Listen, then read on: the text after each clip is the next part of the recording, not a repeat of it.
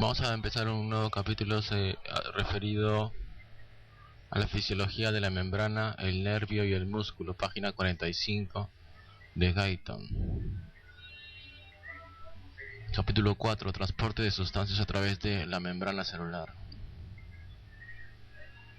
Este capítulo contiene fisiología de la membrana, el nervio y el músculo. Transporte de sustancias a través de la membrana celular.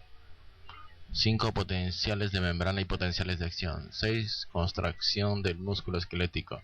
7 excitación del músculo esquelético, transmisión neuromuscular y acoplamiento, excitación, contracción. 8 contracción y excitación del músculo liso. Y dice así: capítulo 4. Transporte de sustancias a través de la membrana celular. La introducción. La figura 4.1 muestra las concentraciones aproximadas de electrolitos importantes y de otras sustancias en el líquido extracelular y en el líquido intracelular. Obsérvese que el líquido extracelular contiene una gran cantidad de sodio, pero solo una pequeña cantidad de potasio. En el líquido intracelular ocurre exactamente lo contrario. Además, el líquido extracelular contiene una gran cantidad de iones cloruro, mientras que el líquido intracelular contiene muy poco. Sin embargo, la concentración de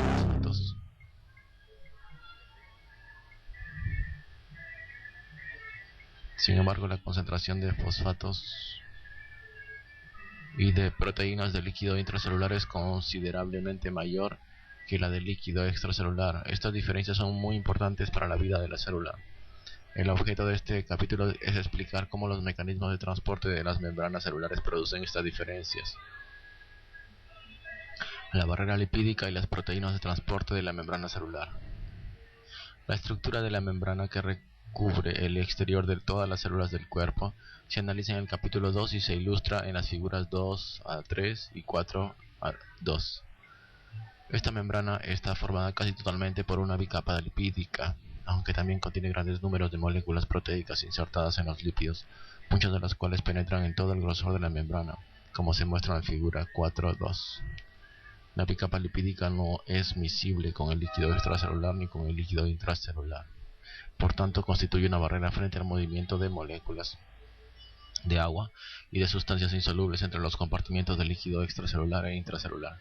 Sin embargo, como se muestra en la figura 4.2 con la flecha que está más a la izquierda, unas pocas sustancias pueden penetrar en esta bicapa lipídica y difunden directamente a través de la propia sustancia lipídica. Esto es cierto principalmente para sustancias liposolubles, como se describe más adelante. Las moléculas proteicas de la membrana tienen unas propiedades totalmente diferentes para transportar sustancias. Sus estructuras moleculares interrumpen la continuidad de la bicapa lipídica y constituyen una ruta alternativa a través de la membrana celular. Por tanto, la mayor parte de estas proteínas penetrantes pueden actuar como proteínas transportadoras. Proteínas diferentes actúan de una manera diferente. Algunas tienen espacios acuosos en todo el trayecto del interior de la molécula y permiten el movimiento libre de agua, así como de iones o moléculas seleccionadas. Estas proteínas se denominan proteínas de los canales. Otras denominadas proteínas transportadoras se unen a las moléculas o iones que se van a transportar. Cambios conformacionales de las moléculas de la proteína desplazan después las sustancias a través de los intersticios de la proteína hacia el otro lado de la membrana. Tanto las proteínas de los canales como las proteínas transportadoras habitualmente son muy selectivas para los tipos de moléculas o de iones que pueden atravesar la membrana. Difusión frente a transporte activo. Difusión frente a transporte activo.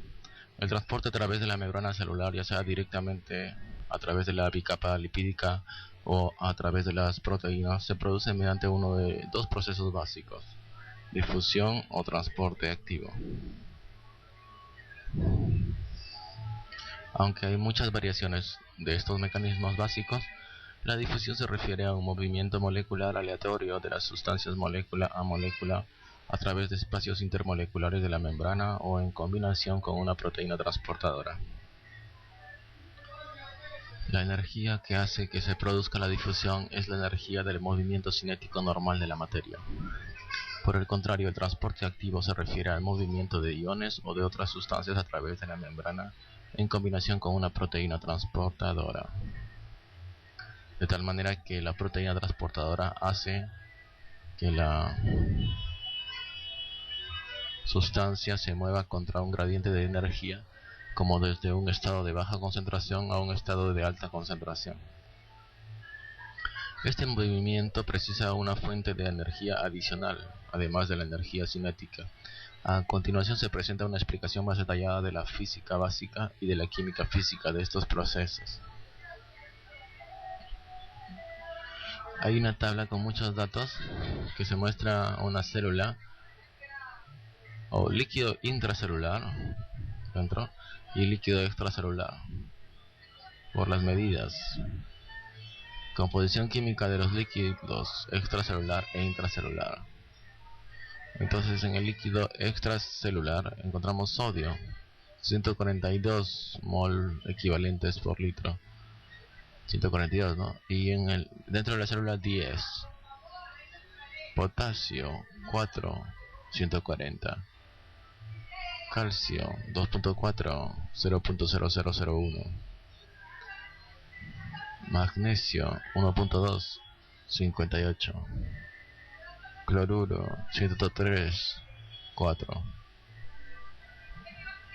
Bicarbonato 28, 10.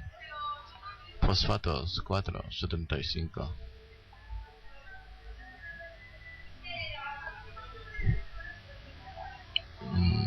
SO4 1, 2. Glucosa 90, 0 a 20 miligramos por decilitro. Aminoácidos 30, 200. Colesterol, fosfolípidos, grasa neutra 0.5, 2 a 95. PO2 35, 20. PCO2 46, 50. pH 7.4, 7. Proteínas 2, 16 gramos por decilitro, o 5 moles equivalentes por litro, 40.000 equivalentes por litro. También hay otro dibujo que parece el cielo dibujando alguna osa mayor o algo. Difusión de una molécula de un fluido durante una milésima de segundo. Ahí se ve como la molécula se difunde en un líquido en una milésima de segundo. Difusión: todas las moléculas e iones de los líquidos corporales, incluyendo las moléculas de agua y las sustancias disueltas, están en movimiento constante, de modo que cada partícula se mueve de manera completamente independiente. El movimiento de estas partículas es lo que los físicos llaman calor.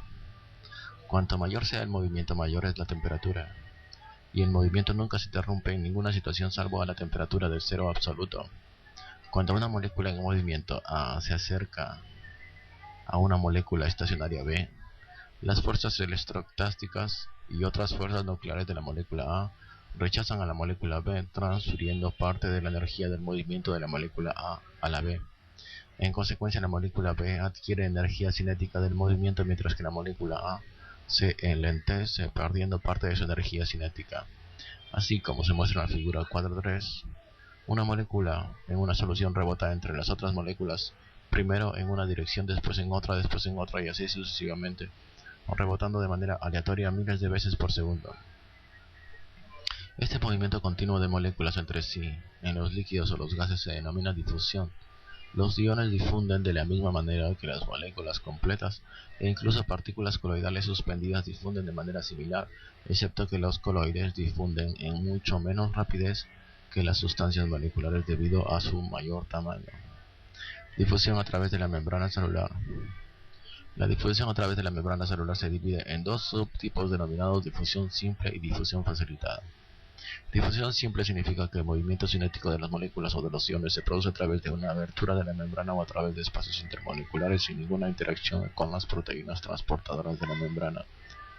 La velocidad de difusión viene determinada por la cantidad de sustancia disponible, la velocidad del movimiento cinético y el movimiento y el tamaño de las aberturas de la membrana a través de las cuales se pueden mover las moléculas o los iones.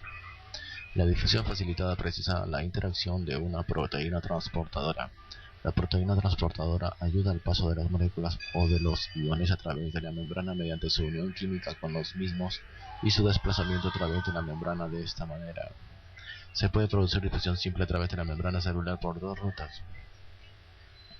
Uno, a través de los intersticios de la bicapa lipídica si la sustancia que difunde es liposoluble. Y dos, a través de canales acuosos que penetran en todo el grosor de la bicapa a través de las grandes proteínas transportadoras, como se muestra a la izquierda de la figura 4.2.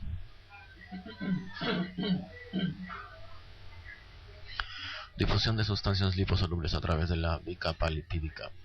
Uno de los factores más importantes que determina la rapidez con la que una sustancia difunde a través de la bicapa lipídica es la liposolubilidad de la sustancia. Por ejemplo, la liposolubilidad del oxígeno, del nitrógeno, del anhídrido carbónico y los alcoholes es elevada, de modo que todas estas sustancias pueden disolverse directamente en la bicapa lipídica y pueden difundir a través de la membrana celular de la misma manera que se produce difusión de solutos en agua en una solución acuosa. Por razones evidentes, la velocidad de difusión de cada una de estas sustancias a través de la membrana es directamente proporcional a su liposolubilidad. De esta manera se pueden transportar cantidades especialmente grandes de oxígeno. Por tanto, se puede liberar oxígeno en el interior de la célula casi como si no existiera la membrana celular. Difusión de agua y de otras moléculas insolubles en lípidos a través de canales proteicos. Aunque el agua es muy insoluble en los lípidos de la membrana, pasa rápidamente a través de los canales de las moléculas proteicas que penetran en todo el espesor de la membrana. La rapidez con que las moléculas de agua se pueden mover a través de la mayor parte de las membranas celulares es sorprendente. A modo de ejemplo, la cantidad total de agua que difunde en las dos direcciones a través de la membrana del eritrocito durante cada segundo es 100 veces mayor que el volumen del propio eritrocito. Otras moléculas insolubles en lípidos pueden atravesar los canales de los poros proteicos de la misma manera que las moléculas de agua si son hidrosolubles y de un tamaño lo suficientemente pequeño. Sin embargo, a medida que se hacen mayores, su penetración disminuye rápidamente. Por ejemplo, el diámetro de la molécula de urea es solo un 20% mayor que la del agua, y a pesar de ello, su penetración a través de los poros de la membrana celular es aproximadamente 1000 veces menor que la del agua. Aun así, dada la sorprendente velocidad de penetración del agua, la magnitud de la penetración de la urea sigue permitiendo el transporte rápido de la urea a través de la membrana en un plazo de minutos. Difusión a través de canales proteicos y activación de estos canales. Las reconstrucciones tridimensionales computarizadas de los canales proteicos han mostrado trayectos tubulares que se extienden desde el líquido extracelular hasta el intracelular. Por tanto, las sustancias se pueden mover mediante difusión simple directamente a lo largo de estos canales desde un lado de la membrana hasta el otro. Los canales proteicos se distinguen por dos características importantes. Uno, con frecuencia son permeables de manera selectiva a ciertas sustancias. Y dos, muchos de los canales se pueden abrir o cerrar por compuertas. Permeabilidad selectiva de los canales proteicos. Muchos de los canales proteicos son muy selectivos para el transporte de uno o más iones o moléculas específicos. Esto se debe a las características del propio canal, como su diámetro, su forma y la naturaleza de las cargas eléctricas y enlaces químicos que están situados a lo largo de sus superficies internas. Para dar un ejemplo, uno de los canales proteicos más importantes, el denominado canal del sodio, mide solo 0.3 por 0.5 nanómetros de diámetro, aunque lo que es más importante, las superficies internas de este canal tienen una carga intensamente negativa, como se señala con los signos negativos que están en el interior de las proteínas de los canales de la imagen superior de la figura 4.4. Esta es la figura 4.4 donde se ve una membrana que en el exterior y el interior. En el exterior se ve la molécula de la bomba del canal. Está cerrada primero, la compuerta de sodio cerrada, negativos, todas las dos partes. Y en el interior todavía no entra nada. Y entonces ahora sí, el siguiente dibujo, el sodio se abre, el sodio y la compuerta se abierta y pasa, nada más. Aquí también hay otro que en el exterior, como se ve que está abierto, pero por adentro la compuerta está cerrada. Este es el potasio. No, porque el potasio es lo que hace salir, ¿no? Entonces por dentro primero está cerrado y luego ya se abre y puede salir el potasio. Transporte de los iones sodio y potasio a través de canales proteicos. También se muestran los cambios conformacionales de las moléculas proteicas para abrir o cerrar las compuertas que recubren los canales.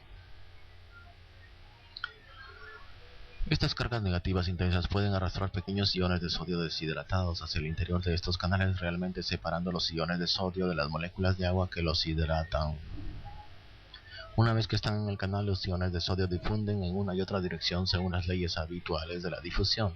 Así, el canal del sodio es selectivo de manera específica para el paso de iones de sodio. Por el contrario, otro grupo de canales proteicos es selectivo para el transporte de potasio, como se muestra en la imagen inferior, la que hemos hablado. Estos canales son ligeramente más pequeños que los canales del sodio, de solo 0.3 por 0.3 nanómetros, aunque no tienen carga negativa y sus enlaces químicos son diferentes.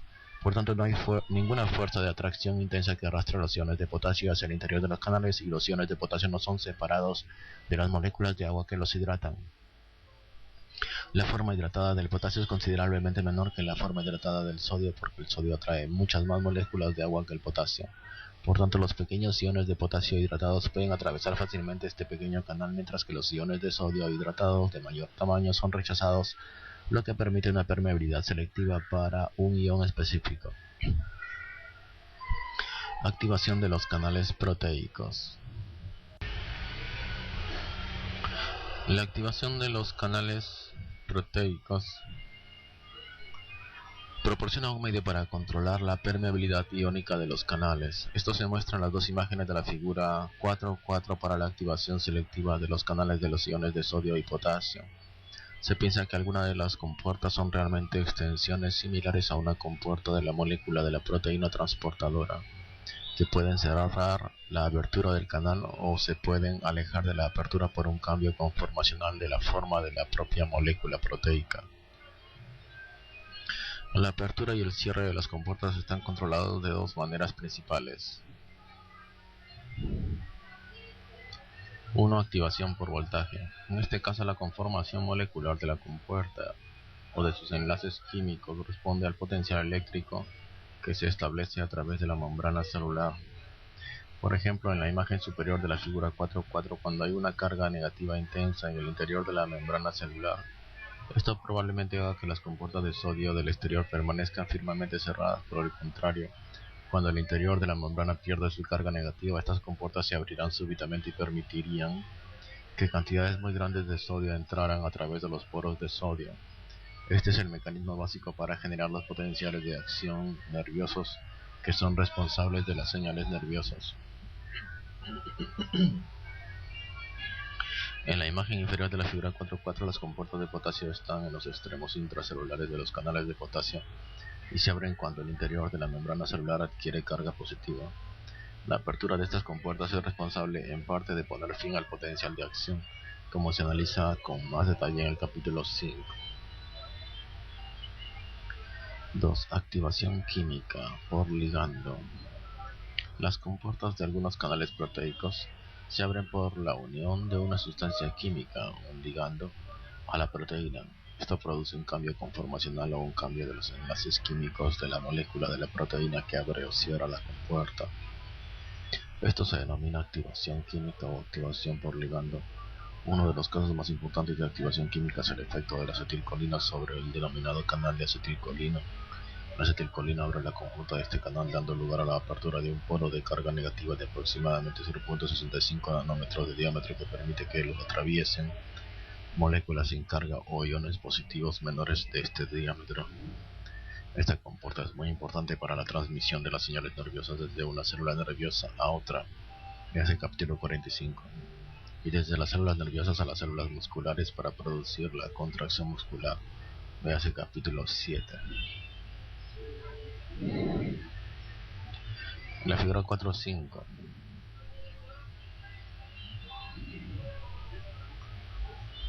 Estoy hablando de la figura 4.4. La figura 4.4 muestra ya lo que describimos, que son las compuertas de sodio y potasio. La figura de 4.5 está compuesta por dos partes, una arriba, una como electrocardiograma que mide picoamperios, Por ejemplo, cuando el canal de sodio está abierto, se llega hasta 3 picoamperios. Al comienzo está casi 0, ¿no? Y después sube a 3 cuando el canal de sodio se abre. Y luego vuelve a su periodo de descanso y vuelve a abrirse a los 3 picoamperios. Esto ocurre en como 2 milisegundos. Se cierra 2 milisegundos y se vuelve a abrir en 2 milisegundos. Esto se mide con un registrador en una célula que mide con 2 extensiones, como esos aparatos de radiotécnicos, a un registrador que se introduce en un líquido, el parche de membrana, y eso es enviado al registrador. Dice: el primero, registro del flujo de corriente a través de un único canal de sodio activado por voltaje, que demuestra el principio de todo o nada para la apertura y el cierre del canal. B. Método de pinzamiento zonal de voltaje, para registrar el flujo de corriente a través de un canal proteico único. A la izquierda se realiza el registro con un parche de membrana celular viva. A la derecha se realiza el registro con un parche de membrana que se ha separado de la célula. Estado abierto frente a estado cerrado de los canales activados. La figura 4.5a muestra una característica especialmente interesante de la mayor parte de los canales activados por voltaje. Esta figura muestra los registros de la corriente eléctrica que fluye a través de un único canal de sodio cuando hay un gradiente de potencial de aproximadamente 25 milivoltios a través de la membrana. Obsérvese que el canal conduce corriente sobre un mecanismo de todo o nada, es decir, la compuerta del canal se abre súbitamente y después se cierra súbitamente, de modo que cada estado abierto dura únicamente desde una fracción de milisegundo hasta varios milisegundos. Esto demuestra la rapidez con la que se producen los cambios durante la apertura y el cierre de las compuertas moleculares proteicas. A un potencial de voltaje dado, el canal puede permanecer cerrado todo el tiempo o casi todo el tiempo, mientras que a otro nivel de voltaje puede permanecer abierto todo el tiempo o la mayor parte del tiempo. A los voltajes intermedios, como se muestra en la figura, las compuertas tienden a abrirse y cerrarse súbitamente de manera intermitente, lo que da un flujo medio de corriente que está en algún punto entre el mínimo y el máximo. Método del pinzamiento zonal de membrana para el registro del flujo de las corrientes iónicas a través de canales aislados. Nos podemos preguntar cómo es posible desde el punto de vista técnico registrar el flujo de una corriente iónica a través de canales proteicos aislados, como se muestra en la figura 4.5a. Esto se ha conseguido utilizando el método de pinzamiento zonal de membrana, que se ilustra en la figura 4.5b. De manera muy simple se coloca una micropipeta que tiene un diámetro de solo 1 o 2 micras sobre la parte externa de una membrana celular. Después se aplica aspiración en el interior de la pipeta para traccionar la membrana contra la punta de la pipeta. Esto crea un sello en el que los bordes de la pipeta tocan la membrana celular. El resultado es un minúsculo parche de membrana en la punta de la pipeta a través del cual se puede registrar el flujo de la corriente eléctrica. De manera alternativa, como se muestra a la derecha de la figura 4.5b, el pequeño parche de membrana celular y el extremo de la pipeta se pueden separar de la célula. Después se inserta la pipeta con su parche sellado en una solución libre. Esto permite alterar según se desee la concentración de los iones tanto en el interior de la micropipeta como en la solución externa. Además, se puede fijar a voluntad el voltaje entre los dos lados de la membrana, es decir, se puede pinzar a un voltaje dado. Ha sido posible hacer estos parches de un tamaño lo suficientemente pequeño como para que se encuentre solo una proteína del canal aislada en el parche de membrana que se estudia. Mediante la modificación de la concentración de los diferentes iones así como del voltaje a través de la membrana, se pueden determinar las características de transporte del canal aislado y también sus propiedades de activación.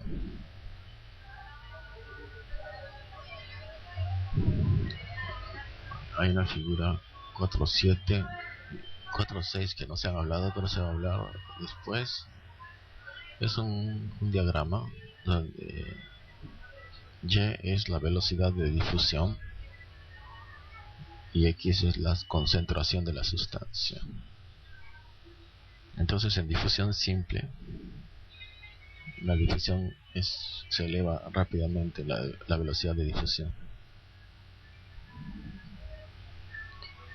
como el doble de la velocidad máxima. Y en difusión facilitada llega hasta la velocidad máxima nada más, en rojo.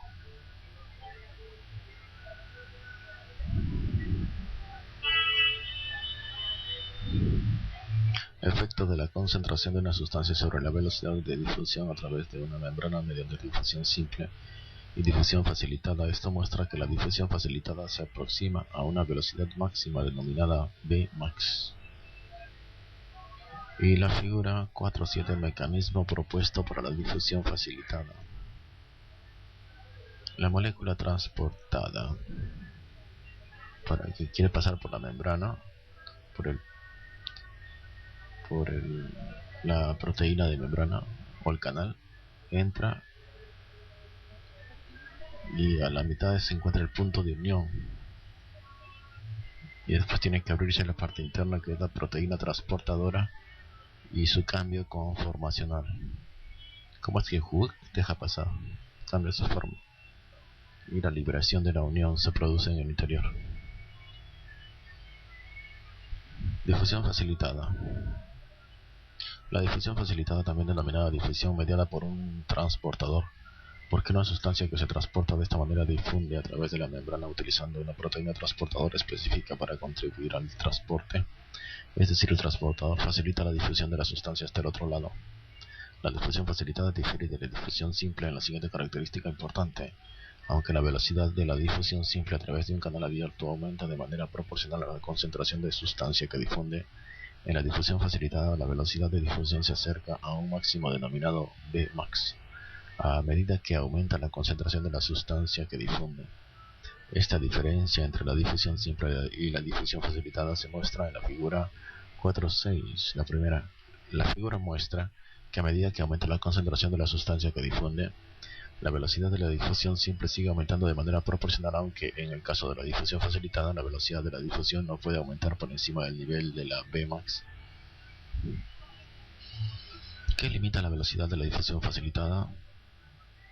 Una posible respuesta es el mecanismo que se ilustra en la figura 4.7. Esta figura muestra una proteína transportadora con un poro de un tamaño lo suficientemente grande como para transportar una molécula específica a lo largo de una parte de su longitud. También muestra un receptor de unión en el interior del transportador proteico. La molécula que se va a transportar entra en el poro y queda unida. Después, en una fracción de segundo, se produce un cambio conformacional o químico en la proteína transportadora, de modo que el poro ahora se abre en el lado opuesto de la membrana. Como la fuerza de unión del receptor es débil, el movimiento térmico de la molécula unida hace que se separe y que se libere en el lado opuesto de la membrana. La velocidad a la que se puede transportar moléculas por este mecanismo nunca puede ser mayor que la velocidad a la que la molécula proteica transportadora puede experimentar el cambio en un sentido y en otro entre sus dos estados. Sin embargo, se debe señalar de manera específica que este mecanismo permite que la molécula transportadora se mueva, es decir, que difunda en ambas direcciones a través de la membrana. Entre las sustancias más importantes que atraviesan las membranas celulares mediante difusión facilitada están la glucosa y la mayor parte de los aminoácidos. En el caso de la glucosa se ha descubierto la molécula transportadora que tiene un peso molecular de aproximadamente 45.000. También puede transportar otros monosacáridos que tienen estructuras similares a la glucosa, entre ellos la galactosa. Además, la insulina puede aumentar la velocidad de difusión facilitada de la glucosa hasta 10 a 20 veces. Este es el principal mecanismo mediante el cual la insulina controla la utilización de la glucosa por el cuerpo, como se analiza en el capítulo 78. Factores que influyen en la velocidad de difusión. Estoy en la página 50. Factores que influyen en la velocidad neta de difusión. Hasta ahora es evidente que muchas sustancias pueden difundir a través de la membrana celular. Lo que habitualmente es importante es la velocidad neta de difusión de una sustancia en la dirección deseada. Esta velocidad neta está determinada por varios factores. Efecto de la diferencia de concentración sobre la difusión neta a través de una membrana. La figura 4.8a muestra una membrana celular con una sustancia a una concentración elevada en el exterior y una concentración baja en el interior. La velocidad a la que la sustancia difunde hacia adentro es proporcional a la concentración de las moléculas en el exterior, porque esta concentración determina cuántas moléculas chocan contra el exterior de la membrana cada segundo. Por el contrario, la velocidad a la que las moléculas difunden hacia afuera es proporcional a su concentración en el interior de la membrana.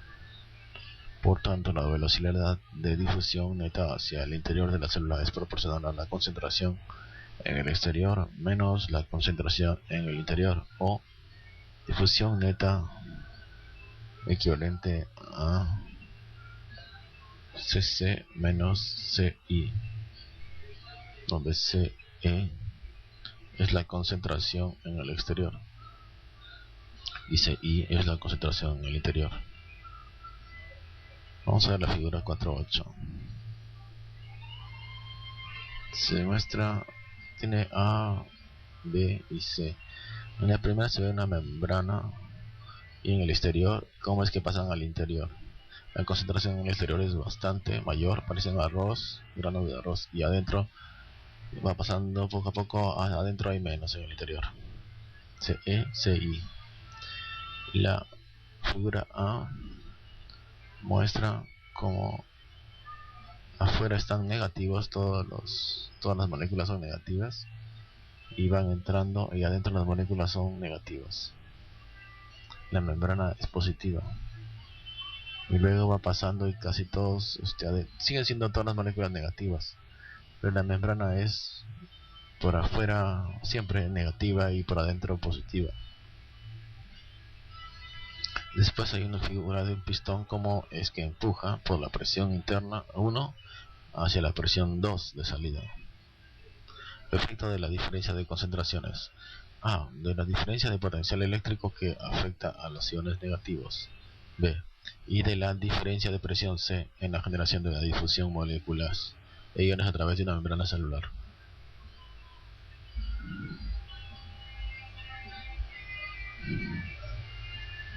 Efecto del potencial eléctrico de membrana sobre la difusión de iones. El potencial Nernst. Si se aplica un potencial eléctrico a través de la membrana, como se muestra en la figura 4.8b, las cargas eléctricas de los iones hacen que se muevan a través de la membrana aun cuando no haya ninguna diferencia de concentración que produzca el movimiento. Así, en el gráfico izquierdo de la figura 4.8b, la concentración de iones negativos es la misma a los dos lados de la membrana, aunque se ha aplicado una carga positiva al lado derecho de la membrana y una carga negativa al izquierdo, creando un gradiente eléctrico a través de la misma. La carga positiva atrae los iones negativos, mientras que la carga negativa los repele.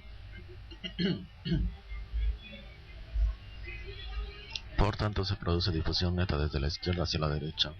Después de mucho tiempo se han movido grandes cantidades de iones negativos hacia la derecha, creando la situación que se muestra en el gráfico derecho de la figura 4.8b, en el que se ha producido una diferencia de concentración de los iones en la dirección contraria a la diferencia de potencial eléctrico. La diferencia de concentración ahora tiende a mover los iones hacia la izquierda, mientras que la diferencia eléctrica tiende a moverlos hacia la derecha. Cuando la diferencia de concentración se hace lo suficientemente elevada, los dos efectos se contrarrestan entre sí. A la temperatura corporal normal, 37 grados centígrados, la diferencia eléctrica que permitirá que se alcance el equilibrio entre una diferencia de concentración dada de iones univalentes, como los iones sodio, se puede determinar a partir de la fórmula siguiente, que se denomina ecuación de Nernst.